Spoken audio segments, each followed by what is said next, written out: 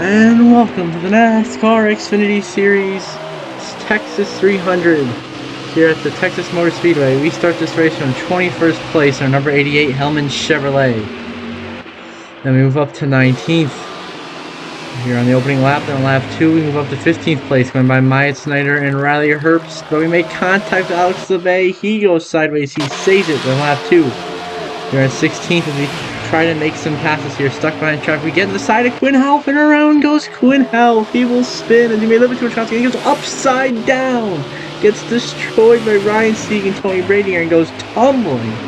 Absurd scenes here, and we come through to finish stage 1 at 14th, earning no stage points because we weren't able to make any passes after the Quinn Half incident. To begin stage 2 on lap 8, we are back here in 33rd. We move up into 32nd and give Stephen Parsons the bumper, and now are in the top 30 here because we pitted for 4 fresh tires, the only car to do so at the end of stage 1. So now we're going to have a tire advantage here in stage 2 as we charge up into 27th, going by Tony Bradinger and Grant Empfinger. Then we move our way up into the top 25 after passing Jesse Iwuji, who is in the playoffs, and then Josh Berry. Then we continue moving forward, going up to 23rd, going by Jeremy Clements and Jesse Little. On lap 9, we make our way up to 20th as we go by the 0 of Jeffrey Earnhardt.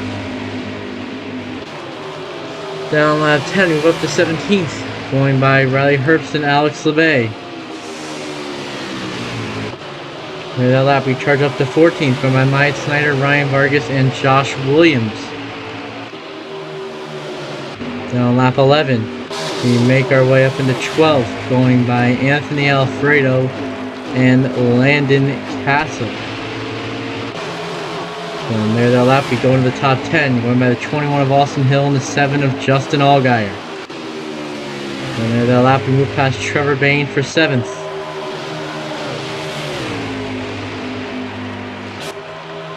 And Sam Mayer would come through to win stage 2 here at Texas as we finish the stage in 7th, not quite able to pass Brandon Brown at the line. Then lap 15, beginning of the final stage, we are in 7th. As we make a move underneath Sheldon Creed and Brandon Brown, past them both. Then we go by Corey Heim for 4th, Justin Haley and Ben Rhodes for 3rd, and now we're up to 2nd place here at Texas, just behind Sam Mayer. And down the back stretch into turn 3 and 4, we're going to have momentum, and we're going to take the lead from the 1 of Sam Mayer here at Texas. For the moment, on lap 16, Sam Mayer is going to power back with momentum to take the lead here at Texas, and intense side drafting. Lots of cars getting into each other. We get a nice shove from Justin Haley, and we go to the lead now here at Texas. Justin Haley shoves us to the front on lap 18.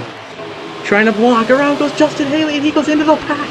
And the big one strikes out Texas. Haley, Hocevar, Alfredo, Iwuji, multiple playoff contenders. Brandon Brown also involved. Let's get one last look here at this crash late in the race as we throw a horrendous block on Haley, and he collects multiple playoff contenders. At least 5 of them involved in this incident. And now we bring out a yellow. Now lap 22 on the restart, we pitted for right side tires and gas. Everyone pitted for fuel, but we had the right side tires. So we drop back to 7th, and on the restart we move up to 4th place. Then down the back stretch on lap 22, we take 3rd place from the 2 of Sheldon Creed. And then we dive in between Justin Allgaier for 2nd. And then on lap 22, we will officially get by the 7 of Justin Allgaier for 2nd place. On lap 23, we try to get to Sam Mayer, it's not going to work, and then we lose 2nd place to 9 of Ben Rhodes, and we drop back to 3rd. Then on lap 24, we have momentum, and we'll take the lead back from the 1 of Sam Mayer and the 9 of Ben Rhodes. Then get to lap 28, by 78, Jesse Little's going to blow a tire hard into the outside wall, and right into Grant Enfinger. This bringing out the caution that would end the race here at Texas. If we go to the full replay here real quick, we are declared your winner because of this yellow. As you go into 3 and 4, the caution would come out declaring us the winner here at Texas. And so we lock ourselves into the championship 4 with this victory. And now we view the final race results. Myself, your winner. Tony Bradinger, your runner-up. Trevor Bayne, 3rd. Sam Mayer, 4th. Ben Rhodes, 5th. Corey Heim, 6th. Sheldon Creed, 7th. Brandon Brown, 8th. Justin Allgaier 9th, and Josh Williams rounds out your top 10. And then where we would find some of our other playoff drivers. The 54, Jesse Iwuji, finishes in 13th. And the 16 of Carson Hocevar, who's actually been eliminated, finished in 20th. And then the 11 of Justin Haley finished in 27th. That's a really bad run for him. And the rest of the race results are non-playoff drivers. Now, if you do the playoff grid after this race here at Texas, the first race of the round of 8, we have, of course, clincher spot in the championship 4 with our win. Then Ben Rhodes of the 9 is 14 points above the cut line. Corey Heim is 4 points above the cut line. Trevor Bain only 2 points above Justin Haley at the cut line. And Brandon Brown 8 points below the cut line. Justin Allgaier 10 points below the cut line. And Jesse Iwuji 17 points below the cut line. Alright, to victory lane to celebrate with the crew.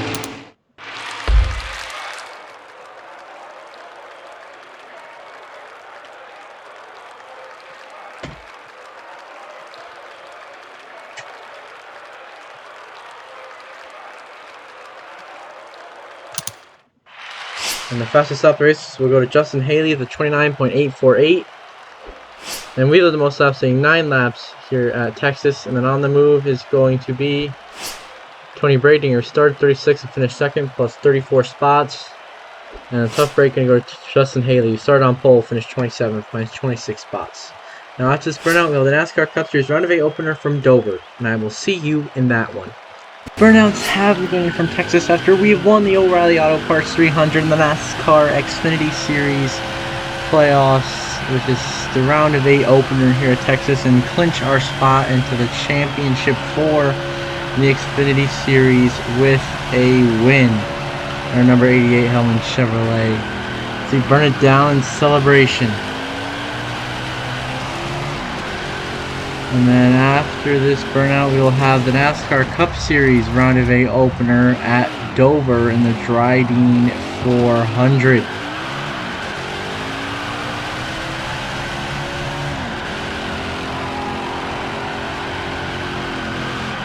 And I will see you in the NASCAR Cup Series playoff opener in the round of 8 playoff opener at Dover. And welcome to the NASCAR Cup Series round of 8 playoff opener at Dover in the Dryden 400. We start this race from 9th place, our number 6 Kohler Generators Ford Mustang. Later that lap, we charge away from 9th all the way up to 3rd, making great aggressive moves that get us into position. Now on lap 6, we will drive our way to the lead, going by the 1 of Ross Chastain. We cut to lap 14, where we come through to win stage 1 here at Dover. Then the restart, well, it's lap 15, we win stage 1. Then on the restart for stage 2 on lap 21. Myself, Ross Chastain battling for the lead. He gets into us. We go up the track, almost hit the wall. Chastain the lead. Edwards goes in second, and then Ricky Bobby gets into us. We slam the wall. We're wrecking down the backstretch into Harrison Burton, into Harvick, and Truex. Caution would come out after all that absolute chaos. Then on lap 23, we restart in 5th place. Then on the restart, make a great pass, jump up into 3rd, going by Ricky Bobby and Kevin Harvick. And then into 1 and 2, we even take the lead, going by Ross Chastain and Carl Edwards. And then on lap 25, we lose the lead to Ross Chastain, somehow keep it on the wall, but drop all the way back to 5th behind Truex, Gralla, and many others. And on lap 25, we make a pass for 4th, going back by Suarez and Truex. Then on lap 26, we go by Kaz Gralla and take 3rd place away. Then on lap 27, we take 2nd away from Ross Chastain. And try to get the lead back from Carl Edwards. Then on lap 28, we do clear the 99 of Carl Edwards and take the lead here at Dover. I resume here at Dover as we take the lead from Carl Edwards on lap 29. Then on lap 30, we win stage 2 here at Dover and sweep the stages. Then lap 33, the beginning of the final stage, we're back in 6th place. We get super sideways again this side of Martin Truex. We do take 5th place, but it is very loose, this vehicle, and we're sliding all over the place. Lap 39, we make a pass for 4th, going by Ross Chastain in the 1 and Jimmy Johnson in the 48.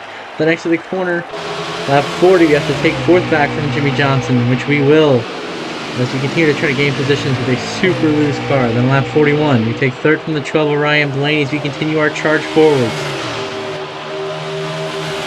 And on lap 41 as well, we take second for the 99 of Carl Edwards by going underneath him and taking the position.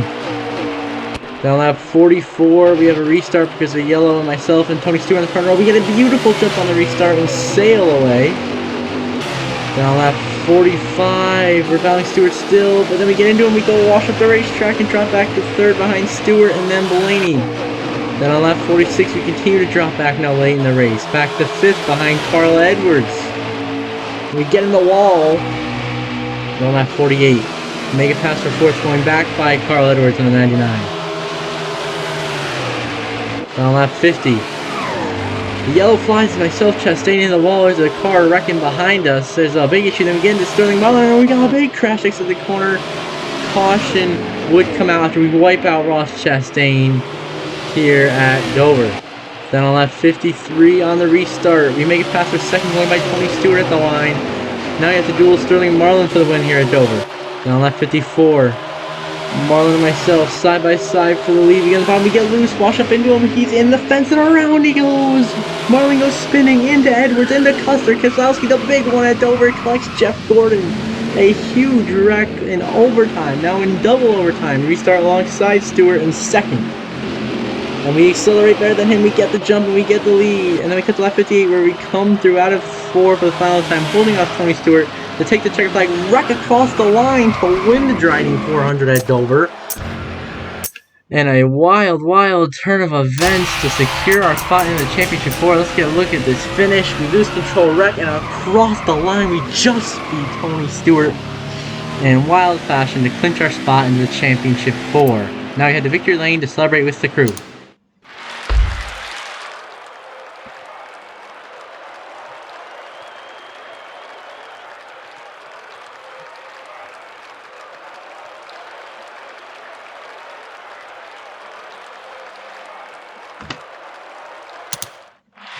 And the fastest lap of the race went to Tony Stewart with a 23.097. I led the most laps, saying 21 laps here at Dover. Then on the move was Brad Keselowski, who went from 40th to 5th, gaining 35 positions on the day. And the tough break went to Jeff Gordon, who started 5th, finished 34th, lost 29 spots here at Dover. And then we review the final race results. Myself, your winner. Tony Stewart, your runner-up. Martin Truex Jr., 3rd. Harrison Burton, 4th. Brad Keselowski, 5th. Kyle Larson 6th, Daniel Suarez 7th, Sterling Marlin 8th, Ricky Bobby 9th, and David Pearson rounds out your top 10. And then if we look for our other playoff drivers, we have Denny Hamlin finishing in 15th place. Then outside the top 20, we have Kevin Harvick finishing in 27th, Dale Earnhardt Jr. finishing in 30th. And then outside the top 30, surprisingly, Noah Gragson in 35th and Jeff Gordon in 34th. Two of the main contenders having rough finishes is not going to help them if they want to advance to the Championship 4. Now after this burnout, we'll show the standings at the end of the episode. And I will see you in the next episode when we will be racing from the Charlotte Roval here in the Cup Series. And the burnout's happening from Dover after we won the Driving 400 in the Round of 8 Cup Series playoff opener in the Round of 8. So, we clinched our spot in the Championship 4 with the win and on points. Before the round even started, we were safe on points, so it didn't really matter whether we won this race or not, but we win a race at Dover. As it makes its return to the playoffs, we get the victory and burn it down in celebration. After this burnout, we will show the standings, and then it will be the end of the episode. Then in the next episode, we'll have the NASCAR Cup Series racing from the Charlotte Roval, and the NASCAR Xfinity Series racing from Kansas. Both the second race of the round of 8 in each series. And that should be exciting with the Roval. That will be chaotic indeed. It'll be very interesting to see how that goes. As the Xfinity Series of Charlotte, we had an incredible finish in the last episode, just barely beating Josh Berry at the line by a photo finish. A very wild, wild race that was. As we're wrapping up this burnout here.